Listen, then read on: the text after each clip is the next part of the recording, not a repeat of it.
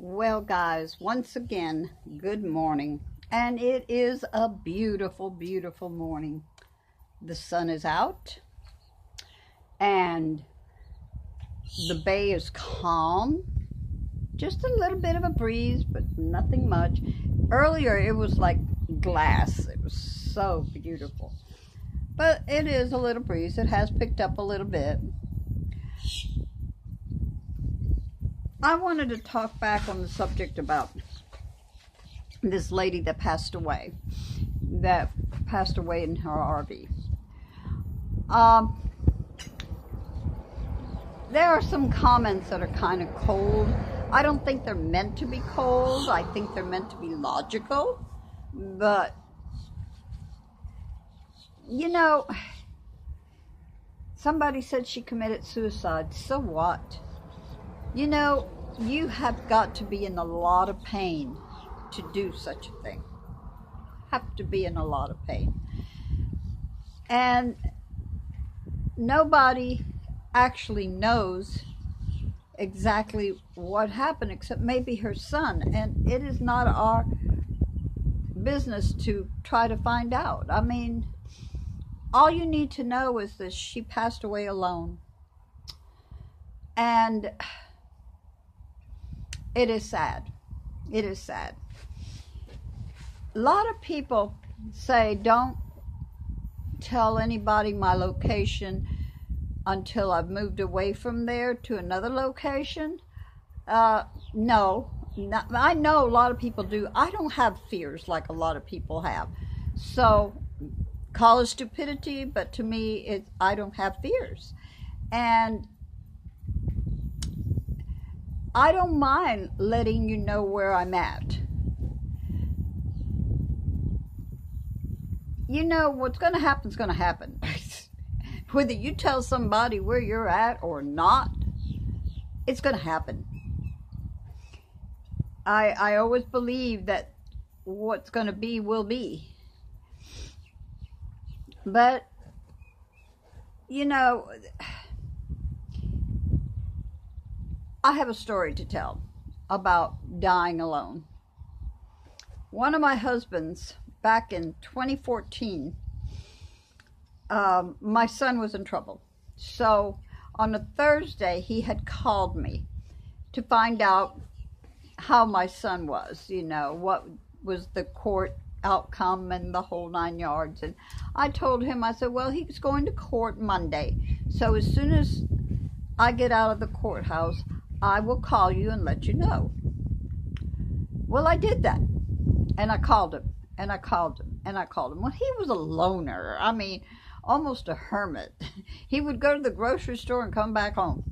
There was a little restaurant down the road about 3 blocks away from the house that he would occasionally go to, but rarely.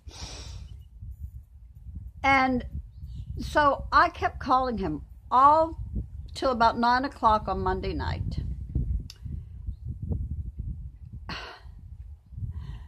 The next day, when I got up, I started calling him on Tuesday. I kept calling him. Even when I was at work, I kept calling him his number. And knowing his habits, I could not understand why he wasn't answering the phone. So that afternoon, I decided, you know, I have got to find out. There's something wrong because he would be answering the phone.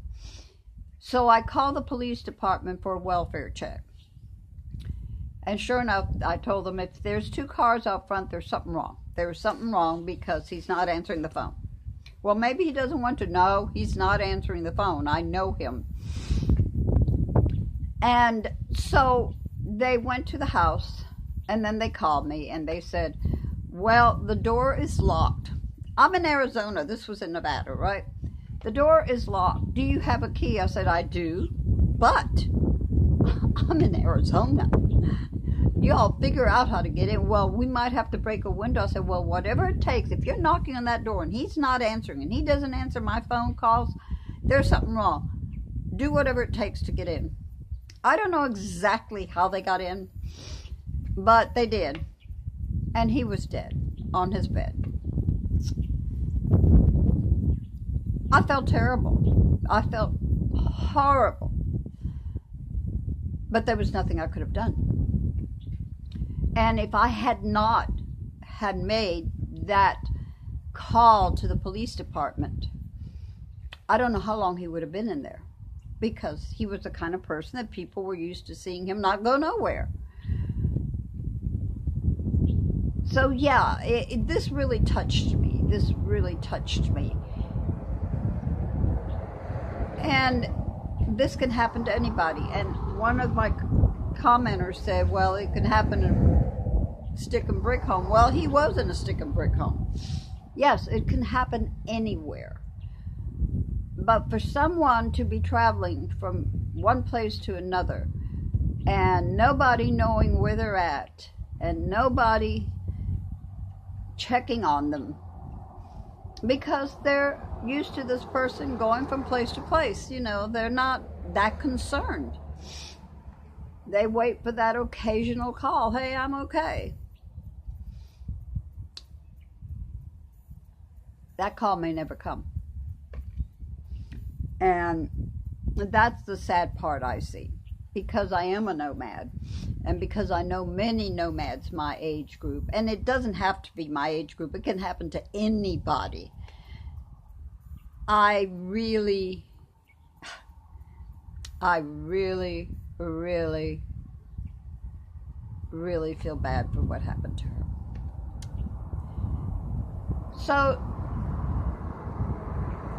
you nomads out there, make sure you keep in contact with somebody. Let people know where you're at.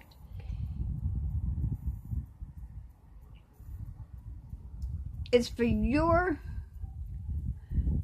peace of mind as well as their peace of mind.